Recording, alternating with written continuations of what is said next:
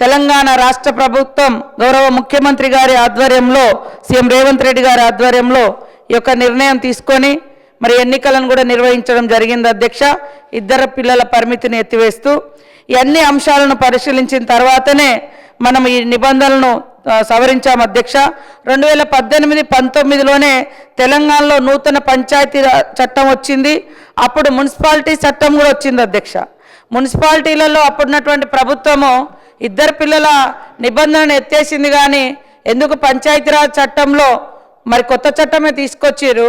అప్పుడు ఈ నిబంధన ఎందుకు ఎత్తివేయలేదో వాళ్ళ దగ్గర గత ప్రభుత్వం దగ్గర మరి ప్రశ్నకైతే జవాబు లేనట్టుగా ఉంది అధ్యక్ష. గ్రామీణ ప్రాంత ప్రజల ఆకాంక్షలు, ప్రజల అభిప్రాయాలు, కోర్టు కేసులు, జనాభా తగ్గుదల వంటి కారణాలు ఇవన్నింటినీ దృష్టిలో పెట్టుకొని ఈ ఎలక్షన్లో పోటీకి ఇద్దరు పిల్లలు మించి ఉంటే మరి అనర్హులనేటువంటి నిబంధన తీసేసి మన యొక్క ప్రభుత్వం అందరి అభిప్రాయాలను గౌరవించి రాష్ట్ర ప్రయోజనాలను దృష్టిలో పెట్టుకొని మరి 1:7 లాగా ఉండేటువంటి పాపులేషన్ ఉంటే రాబోయే తరాలు అంతరించిపోయే ఉంటుంది జనాభా తగ్గుదల మూలంగా. కాబట్టి ఆ నిష్పత్తిని పెంచాలనే లక్ష్యంతో కూడా రాష్ట్ర ప్రయోజనాలు, సమాజ ప్రయోజనాలు, తెలంగాణ ప్రయోజనాలను దృష్టిలో పెట్టుకొని ఈ యొక్క పంచాయతీరాజ్ చట్టం సవరణ చేయడం జరుగుతూ మేము ముందుకు ఈ బిల్లు తీసుకురావడం జరిగింది అధ్యక్ష.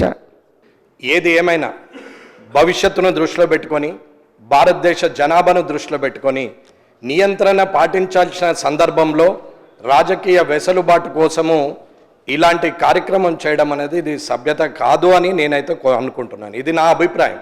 రేపు పొద్దున పోటీ చేసే అర్హతని, దాన్ని హైకోర్టు ఆర్డర్ని దృష్టిలో పెట్టుకొని 1.7 జనాభా ఉన్నది కాబట్టి, అంటే సంతానోత్పత్తి ఉన్నది, అది 2.1కి పోతే బాగుంటుంది అని చెప్పి తిరిగి ముందుకు వెళ్ళే ప్రయత్నం చేయడం అయితే, నేను పుట్టి 55 సంవత్సరాలు అయింది.